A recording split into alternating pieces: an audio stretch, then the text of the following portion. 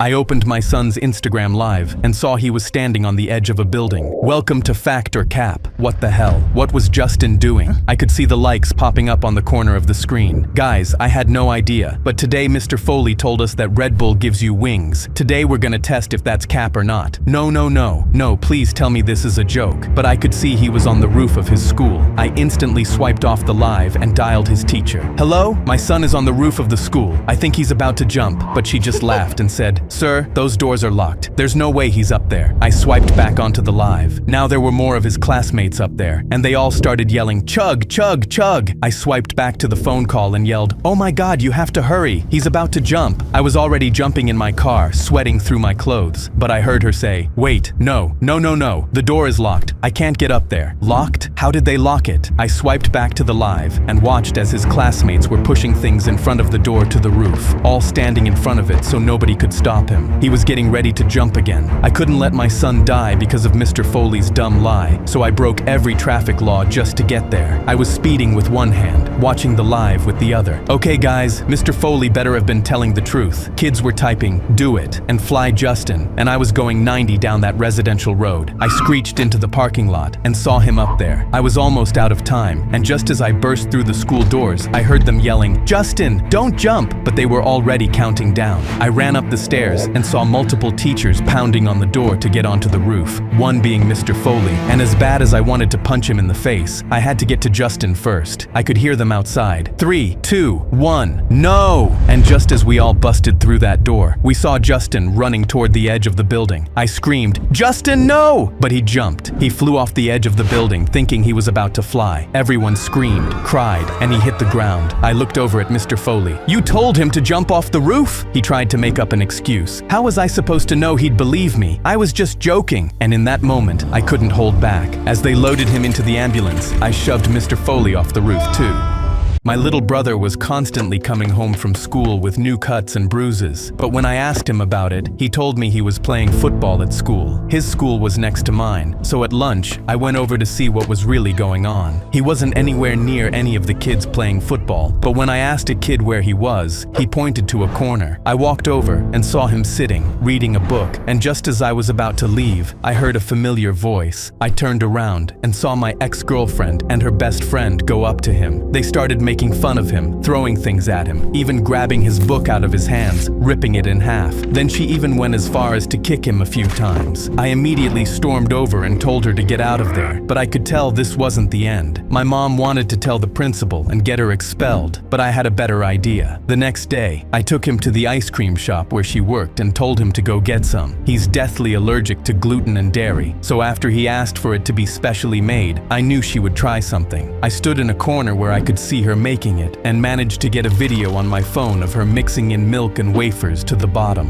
This would have killed him. I showed the manager, and instead of getting expelled, she now has a criminal record. After 8 years on death row, I was ready to die. They said I killed Rebecca. My fingerprints were on the knife. My blood was at the scene. I told them I didn't do it, but nobody believed me. I spent years fighting, filed every appeal, exposed every contradiction in the evidence. None of it mattered. My lawyer stopped returning my calls. My appeals were exhausted. My family stopped visiting 2 years ago. Even my own mother thought I did it. The only person who ever believed me was my grandmother, and she passed away 5 years ago. So when they asked what I wanted for my last meal, I thought of her. Her meatloaf, the one she made me every birthday. I wrote out her recipe from memory, every measurement and technique precise. An hour later, the prison chef showed up at my cell holding my form. "What is this?" "Meatloaf. This is a novel, not a recipe. Ground beef 60%, ground pork 40, breadcrumbs soaked in whole milk for exactly 10 minutes, yellow onion, not white, sautéed in butter until translucent, fresh thyme, not dried, Worcestershire, 2 tablespoons, no substitutes, and this glaze with brown sugar and apple cider vinegar, brushed on at 340 degrees, 20 minutes before done." He looked at me through the bars. "Why so specific? It's how my grandmother made it. She's gone now. If I'm going to die Friday, I want to taste her cooking one last time." He was quiet for a moment. "Some of these ingredients we don't stock. Fresh thyme, whole milk, real butter. I'll have to special order them. I have 48 hours. He sighed. "I'll make it exactly how you wrote it." Thursday morning, the ingredients arrived and the chef started cooking. I could smell it from my cell an hour later. Onions sautéing in butter. Grandma's kitchen. Saturday mornings, her humming while she cooked. I sat on my bunk and cried for the first time in 8 years. Thursday afternoon, the chef ran into problems. The oven temperature wouldn't hold steady. He had to recalibrate, start over on the glaze twice. It has to be perfect, he told the warden. It's his last meal. Thursday night, I couldn't sleep. Not from fear, from the smell. The meatloaf baking through the night while I sat alone with memories of the only person who believed I was innocent. Friday, execution day. 10 a.m. and no meal yet. Noon, and the chef said the glaze wasn't right. 2 p.m. a guard brought regular prison lunch because the meatloaf still wasn't ready. 4 p.m. 2 hours left. The smell was overwhelming. Guards kept walking past the kitchen just to breathe it in. 5 p.m. the warden came to my cell. Your meal isn't ready. We're delaying the execution 2 hours. 6 p.m. came and went. The original execution time. I was still alive, waiting for meatloaf. 7:30. The chef finally appeared with a covered plate. He looked exhausted. He uncovered it, and the meatloaf looked exactly like my grandmother's. I ate slowly, savored every bite. Perfect. I finished the last bite at 7:51. 9 minutes left. The guard opened my cell. Time to go, Preston. They walked me down the hallway past other cells. Inmates were silent. They always were during execution walks. We reached the preparation room. The chaplain asked if I wanted to pray. I said no. 7:55. 5 minutes. They started walking me toward the chamber. That's when the warden's phone rang. He answered and his face changed. Stop. Everyone stop moving. What's happening? Rebecca's ex-boyfriend just confessed to her murder. You're innocent. My legs gave out. A guard caught me. The chef appeared in the hallway out of breath. He slid down the wall and sat next to me. If that meatloaf had been ready on time, you'd already be gone. I just sat there, still alive. Because my grandmother's recipe was too complicated to rush. She saved my life. She always did. My brother was promoted to head surgeon at Dad's retirement party. Then a patient's widow stood up. My brother Michael was everything our surgeon father wanted. Harvard medical degree, perfect surgical record, golf club membership. I went to state medical school and worked at a free clinic treating addicts and homeless patients. At Dad's retirement party from chief of surgery, Michael was getting his position while I sat at table 12 with the janitors. Dad stood at the podium praising Michael's flawless career to 200 guests, including the hospital board. Michael represents the best of medicine, he said. While I knew Michael took bribes from pharmaceutical companies and billed insurance for procedures he never performed, Michael took the microphone and made a toast about carrying on the tradition of excellence, not like some doctors who waste their talents in homeless shelters. Looking directly at me while everyone laughed, he walked past my table, stopped, and said loud enough for others to hear, maybe when you're done playing Mother Teresa with the junkies, I can find you a position cleaning bedpans. His wife laughed. Their perfect children applauded. And I sat there burning because everyone thought he was perfect when I knew he was a fraud. My own mother said, at least one of my sons made something of himself, looking directly at me. Michael was getting his third standing ovation when I noticed a woman in black near the back, holding an iPad and staring at Michael with pure hatred. When Michael raised his champagne glass, I saw her mouth the word murderer. Michael was mid-sentence when the woman stood up. My husband wasn't your first patient to die, was he, doctor? The room went silent as she walked forward. 3 years ago, you operated on my husband Druck, Alan Martinez, the construction worker with the routine hernia repair who mysteriously died on your table. I felt my stomach drop. I knew Michael was corrupt, but I had no idea he was a killer. Michael's face drained of color. I don't know what you're talking about, ma'am. You need to leave. She held up her iPad. I have the security footage the hospital thought they deleted. She connected it to the presentation screen. Everyone watched Michael stumble into the OR at 2 in the morning, clearly intoxicated, pushing past a nurse who tried to stop him. That's my husband on the table, she said as Michael scrubbed in while swaying. The hospital paid me $2 million to stay quiet, but I kept everything. The toxicology report showing your blood alcohol was 0.18. The emails from hospital lawyers coaching me to lie. The falsified death certificate. Dad stood up, face purple with rage. Tell me she's lying, you demanded. Michael couldn't look at him. Dad, I can explain. You killed patients? You operated drunk and I promoted you? His voice broke. I defended you to everyone, including your brother. There were 2 other families, the widow announced. We've been planning this for months. 2 more families walked through the doors. One holding a photo of their dead daughter, another of their father. Catherine Walsh died during routine gallbladder surgery. Robert Franklin died during knee replacement. Both operated on by Dr. Michael while intoxicated. The board president stood. Dr. Michael, your medical license is suspended immediately pending criminal investigation. Security escorted Michael out. His wife grabbed their children and fled. Dad stood there shaken, looking at me for the first time in years, really looking at me. I backed the wrong son. The CEO approached me. We need someone with integrity to rebuild trust. Will you accept chief of surgery? I looked at my father's empty chair, then at the room full of people who just watched the golden child fall, and said yes. We were sitting in class when my teacher yelled, "Did someone eat these?" But we all started laughing. She was holding up the pack of candy on her desk. Mitch laughed. Yeah, you had a bunch in that pack. And as soon as he said that, our teacher instantly started panicking. No, no, no. How many? How many of you ate them? At least 8 of us ate them. Well, we just wanted something sweet. I thought you left them out for us, but they didn't actually taste that sweet, which is weird. Our teacher was panting, but sat down to call someone. We heard her whisper, "Oh my God, the kids in my class ate them. What do I do? Oh my God." We were all looking at each other now, starting to get worried. "Hey teacher, what were those candies?" But she didn't respond. She just ran out to grab Ms. Grant from across the hall. But when she took one look at the container on the desk, she literally gasped. "You gave them those!" Now my classmates were starting to get worried. Liza was trying to hold back her tears because she ate beat the most out of anyone. Our teacher was sobbing now. We were really scared now. Ms. Grant just said, "We need the nurse," but our teacher tried to stop her. Wait, maybe they didn't eat enough to, but it was too late. Mitch yelled, "What were they? Were they bad?" But the bell rang. The day was over, but when we tried to leave, the nurse blocked us. "None of you are leaving." My classmates were starting to cry now because it must have been poisonous. Ambulances showed up, and paramedics came inside and started asking everybody questions. Liza started having a panic attack, hyperventilating, her skin turning gray. The paramedics were rushing to treat her, but someone banged on the door. It was our parents. Liza's dad got there first, and when he saw his daughter, he lost it. "Hey, what the hell did you do to my girl?" But nobody let them inside the room. Our teacher was bawling her eyes out, and they were making so much noise our principal showed up. He pushed his way through shouting, "What did you do? Why are there ambulances here?" She whispered something to him. We couldn't hear what she said, but we saw his face. His eyes went wide. "You brought those to school?" The parents went absolutely ballistic. Liza's dad shoved past everyone and grabbed the principal by the shirt collar. "What did you give my daughter?" Other parents started joining in, screaming, getting in the principal's face. Finally, the principal just snapped. He threw his hands up and screamed, "Relax, okay? Just relax. What was it? Nothing's gonna happen. She just might get pregnant." Liza's dad just stared at him shocked. "Pregnant? Pregnant? What do you mean?" Then, as he was literally about to punch him in the face, but just as he swung, our teacher yelled, "Wait!" She told him to stop and stepped up. "I've been trying for a baby, but it isn't working. These pills are supposed to help me get knocked up. They all ate my fertility pills." Everyone was speechless. Mitch said, "Wait, so our teacher's trying to get freaky?" "The night I robbed my father was the night I stopped hating him. My dad kept a metal chest in the corner of our garage that nobody was allowed to touch. It sat there for years, covered in cobwebs, with faded red letters that said, 'Do not open.' When I was 8 and my brother Joel was 6, we got caught just standing near it, not touching it, just looking. Dad's face turned purple. He grabbed the thickest belt from the wall and locked us in the garage for 20 minutes. After that, we stayed far away from the chest, but I couldn't stop thinking about it. What was so important that he'd beat us just for looking? The garage was where Dad kept his tools hanging on the wall like a display. Leather belts arranged by thickness, extension cords wrapped in perfect coils, a wooden paddle he'd made himself, still stained with old brown spots. If we got anything below a B on our report cards, it meant an hour in the garage. If we talked back, the tools came out. And just to make sure we really learned our lesson, he'd spray cleaning solution on the wounds so they'd burn and sizzle while we screamed. Mom would turn up the TV and pretend nothing was happening. One night, Joel spilled juice on Dad's work papers by accident. I watched Dad's eyes go dark as he stood up from the table. Garage. Now, that session was different. Dad used everything on the wall. He told Joel he was going to beat the ADHD out of him. Joel passed out twice, and Dad dumped cold water on him to wake him up so he could keep going. I stood outside the door listening to my little brother beg for mercy while Mom vacuumed the living room. My hands wouldn't stop shaking. I couldn't make myself move. Something inside me broke that night. I got a job at the grocery store and hid money in a sock under my mattress. I researched bus routes and cities where 2 teenage boys could disappear, but I needed more money than minimum wage could give me. That's when I started thinking about the chest again. The opportunity came 6 months later when Dad left for a weekend hunting trip. I shook Joel awake at midnight. "We're leaving tonight." We crept down to the garage with flashlights, and my hands were trembling as I pulled the tarp off the chest. I found a crowbar on the wall and wedged it under the lock. It took 3 tries before the metal snapped. Inside was nothing like I'd imagined. Stacks of $100 bills wrapped in rubber bands. Underneath the money was a black handgun and a box of bullets. And at the very bottom, photographs. I held one up to my flashlight and my stomach lurched. It was Dad as a kid, maybe 7 or 8 years old, with bruises covering his arms and face. Standing behind him was a man who looked like an older, meaner version of my father. His father. I grabbed all the money and stuffed it in my backpack. Joel reached for the gun, but I slapped his hand away. We're not like him. We left the gun exactly where we found it. 3 months later, my aunt tracked us down at the motel where we'd been staying. "He's gone." I gripped the phone harder. "What do you mean gone?" "He went into the garage 3 nights ago and didn't come out. Your mom heard screaming for hours. Then one loud bang. My legs gave out and I sat down hard on the motel bed. He left a note," she said. 5 words. I failed. I couldn't break the cycle. I didn't cry because I missed him. I cried because I finally understood him. He'd kept those photos his whole life. Evidence of what his father did to him. He knew exactly what he was doing to us, and he couldn't stop himself. The chest wasn't a secret. It was a confession he couldn't make out loud. Joel and I never touched a belt, never raised our voice, never lifted a hand. The cycle broke with us. My daughter finally brought home a boyfriend I didn't want to kill. I'd been striking out with her boyfriends for 6 straight years. Kevin stole $20 from my wallet during Thanksgiving dinner. Brad showed up wasted to my wife's birthday and puked all over our new carpet. Then there was Connor, who called me sir while dealing weed to middle schoolers behind the 7-Eleven. So when my daughter Alyssa said she was bringing home her new college boyfriend for spring break, I braced myself for another disaster. "His name's Alex," she announced. "And he's different, Dad." Right. I'd heard that line line before every single time. Alex rolled up Friday afternoon in a beat-up Honda older than my daughter. He walked to our door with nervous energy and a firm handshake. "Nice to meet you, Mr. Palos," he said, looking me dead in the eye. Most of her exes couldn't manage that much. Still, I'd learned not to trust good first impressions. During dinner, he was polite enough, asked about my work, complimented my wife's enchiladas, helped clear plates without being asked. He kept his phone in his pocket the entire meal. I found myself grudgingly impressed, but experience taught me the charming ones were usually the most dangerous. 2 nights later, I was in the garage at midnight wrestling with my motorcycle's stubborn carburetor. Alex appeared in the doorway looking sheepish. Saw the light and thought you might need help. My dad and I used to work on bikes before he passed. I know engines pretty well. Instead of awkward small talk, he rolled up his sleeves and actually knew what he was doing. We worked in comfortable silence for an hour. He handed me tools before I asked. When we finally got the engine purring, he didn't take credit, just smiled and said it felt good to work with his hands again. Next morning, I found my toolbox organized better than it had been in years, every socket in its place. A note read, "Thanks for letting me help." Reminded me of my old man. I was starting to like this kid, but I was still waiting for the catch. 6 years of losers had trained me too well. On their last day, my wife collapsed in the kitchen making breakfast. 1 second she was flipping pancakes. The next, she hit the floor hard. Looked like a heart attack. Alyssa started screaming. I fumbled with my phone, hands shaking too bad to dial. Alex dropped to his knees beside my wife and started checking her pulse with steady hands. "He's an EMT," Alyssa sobbed. "An EMT. I'd been so busy hunting for red flags I never once asked what he did for work." He kept my wife conscious and calm while we waited for paramedics, talking in that steady voice first responders use. At the hospital, Alex stayed 8 hours even though his flight left that evening. Missed his connection. Paid $400 to rebook. When I tried to reimburse him, he refused. Alyssa needed me here. That's what you do for family. While we waited for test results, he quietly handled everything I was too stressed to think about. Called Alyssa's work, picked up prescriptions, made sure we had food at home, called my wife's sister so I didn't have to repeat the story 10 times. My wife was fine, just exhaustion and low blood sugar. Driving him to the airport the next day, Alex turned to me. "Mr. Palos, I love your daughter. I'd like your permission to propose after graduation." I pulled over and looked at this kid who'd proven himself when it mattered most. After 6 years of losers and letdowns, my daughter finally found a keeper. "You have my blessing," I said. "They're getting married next summer." He already calls me dad.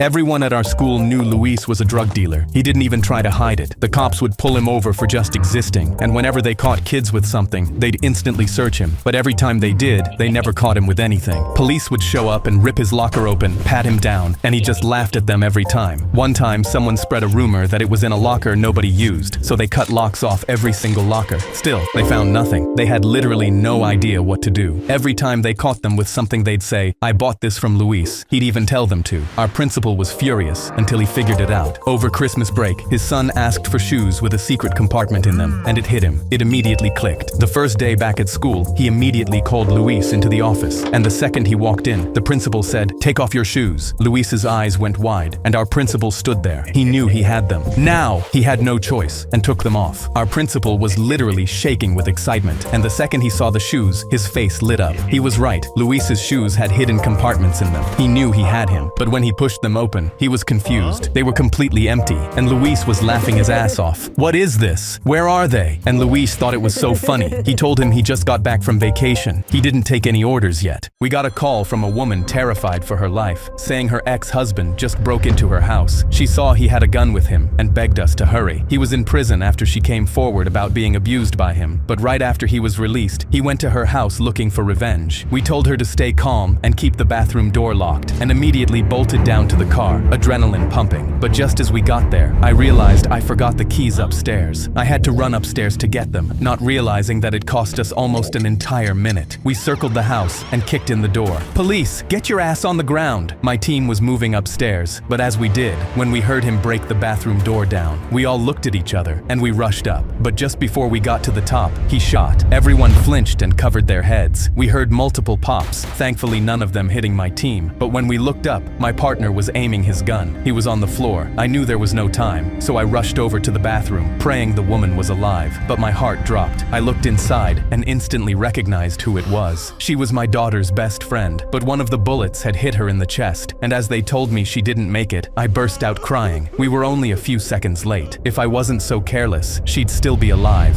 We were in the middle of a test when I caught a student whispering and pointing into his backpack. But just as I was about to stand up and bust him for cheating, he pulled out something metal and black. This kid was known for causing trouble and harassing multiple girls, one of them being my daughter. And since I was lucky enough to teach her that year, she was sitting right in front of him. I instantly started getting nervous. I didn't have a clear enough view to be sure what it was, but knew I had to get a better look, so I stood up pretending to help one of my students. However, the second I got a closer look, I realized what it was. It was a handgun. My hands started shaking, but as I sat back down, I dialed 911 on my phone, but knew he'd hear me if I even whispered. I knew I couldn't just walk out of the room and leave them in there, so I texted our principal, praying he'd respond. Sweat was dripping onto my desk, and as he held up finger guns at her, I knew I couldn't wait any longer. That's when I got an idea. I looked at that same student and wrote her a note that said, "Ask me to use the bathroom. Go get the principal, get him to check his phone, and leave the school immediately." And when I handed it to her, she could see how terrified I was. But without saying anything, she left the room. It took everything to hold back my tears. But then someone knocked on the door. Our principal walked in the room, and I immediately saw the kid get nervous. The principal walked up and asked him, "Could you come into the hall with me?" And he stood up with one hand still in his backpack. My heart raced as he walked past my daughter, but just before he finally left the room, he stopped. Everyone watched, and I saw him unzip his bag. My heart stopped, but before anyone could do anything, he pulled out the gun and aimed it directly at my daughter. I yelled, "No, don't!" and everyone screamed. I ran towards her, diving in front of her to stop it. I saw police running in behind him, but in slow motion, I saw him pull the trigger. This was it for me. I heard the click and was ready to take a bullet to the spleen, but when I hit the ground, I felt nothing. The police ran in and grabbed him from behind, and when the gun hit the floor, I saw he forgot to take the safety off. The bus driver looked at me through the mirror and said, "Kid, don't get off at your stop today." He reached back with his phone showing my mom's number. I grabbed it and called her. A man with a thick accent answered, telling me to come straight home, but I heard my mom screaming, "Don't come home, run." The bus driver instantly grabbed his radio. "Code red on bus 19. I need police at every stop." He told me to get on the floor. I dropped between the seats. From the floor, I saw us passing my house. A white van was parked in the driveway. 3 men in ski masks stood around it, and one was holding zip ties. My phone buzzed. A photo of my dad tied up in our basement with blood running down his face. Another text saying, "Get off at the next stop or he dies. You have 60 seconds. The bus driver looked at my screen and shook his head. "It's a trap. Don't move." I started sobbing, asking what was happening, and he just said, "My dad isn't who I think he is." 2 more white vans pulled up on both sides of the bus.